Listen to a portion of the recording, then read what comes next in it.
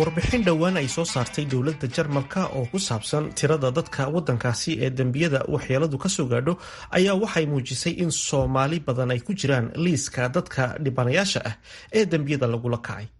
Haddaba Falastiin Axmed Diibaan ayaa ka wareysatay arrimahaasi Axmed Kadiye oo ka mid ah dadka Soomaalida ah ee dalka Jarmalka ku nool oo ay weydiisay cidda soo saartay warbixinta iyo sida xogtan lagu helay. waad mahadsan tahay Falastiin adiga iyo dhageystayaashaba. warbixinta waxaa soo saartay wasaaradda arrimaha gudaha ee Jarmalka shir ay bishii Maarso ee sanadkan 2020 gobolka Thuringen ee bartamaha Jarmalka ku yeesheen madaxda gobolada federaalka iyo wasiirada arrimaha gudaha ee gobolada Jarmalka ayaa lagu kulmiyay xogaha warbixinada faldambiyeedyada ee bilayska gobolada ee sanadkii 2019. warbixinta waxaa la baahiyay 2 bishan Juun ee 2020 bogga wasaaradda arrimaha gudaha ee Jarmalka ayaana lagu daabacay. Axmed, dadka Soomaalida ayaa la sheegay in dambiyo markaasi laga galay. Ma sheegeen nooca dambiyadaasi ay yihiin iyo cidda markaasi dambiyadaasi geysatay. warbixinta si faahfaahsan uma qorayso tirada Soomaalida ah ee dhib geysatay iyo cid wax loo haysto, balse markaad fiiriso warbixinada warbaahinta Jarmalka ay baahiyaan waxaad arki kartaa in dhibaatada Soomaalida loo geysto ay xitaa dhexdooda aad ugu sareyso. dalka Jarmalka waxaa ku nool dad gaari kara 50,000 oo Soomaali ah marka laga tixraaco warbixin uu baarlamaanka Jarmalka ka soo xigtay wasaaradda arrimaha gudaha ee Jarmalka. marka tiradaasi la eego waxaan dalkan ka noqonaynaa eber 6% hal xataa gaari mayno dadka guud ee dalkan degan ee 83 milyan ah markii la eego.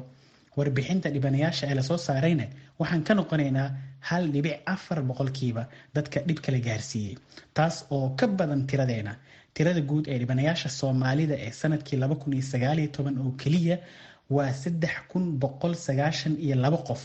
waa inta diiwaan gashan oo ay booliisku hayaan. taas waxay ka dhigan tahay in ku dhawaad 9 qof oo Soomaali ah oo dhib uu gaaray ay booliiska dalkan diiwaan gelinayeen maalin kasta oo sanadkii 2019 kamid ah.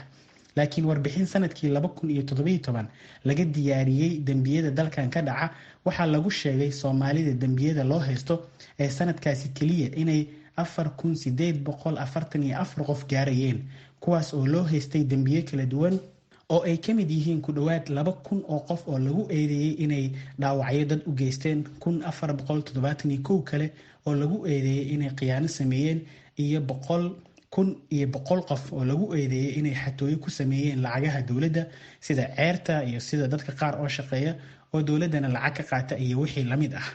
dambiyadan ma waxaa loo eegay guud ahaan dalkoo dhan mise goobo qaar ah ayaa la tijaabiyey ama laga eegay oo dadka soo galootiga ay u badan yihiin? marka hore dalkan Jarmalka ma jirto meel ama gobolo gaar ah oo ay soo galootigu degaan, balse meelo kale uga badan yihiin way jiraan. qofka qaxootiga ah markuu yimaado dalkan, gobolada Jarmalka ayaa koota ahaan u qaybsada, kadibna gobol ayay hay'adda federaalka ee qaxootiga iyo muhaajiriinta u qoondeysaa. tirada warbixinta la soo saaray ee dambiyada ku saabsanna waa dalka oo dhan. ugu dambeyntii Axmed, warbixintu ma sheegtay xalka iyo waxa ay dowladdu ka qabanayso dambiyadaasi? warbixinta ujeedka laga leeyahay waxay ahayd in la ogaado dambiyada la galo, sida ay u kordhayaan iyo dejinta istiraatiijiyad siyaasadeed oo lagula dagaalamo ama lagu yareeyo dambiyada. laakiin marka indha Soomaaliyeed lagu fiiriyo waa arin walaac leh oo xalkeeda ay Soomaalida dalkan degan u taalo. aniga iyo koox kale waxaan bulshada ku gaarnaa baraha bulshada. waxaan internetka ku leenahay bog Facebook ah oo Soomaalida Jarmalka la dhaho. waxaa ku jirta in ka badan 50,000 oo qof oo u badan dad Jarmalka degan. waxaan isku daynaa inaan bulshada ka wacyigelino falalka halista ah ee naftooda iyo sumcadda bulshada Soomaaliyeedba dhaawacaya.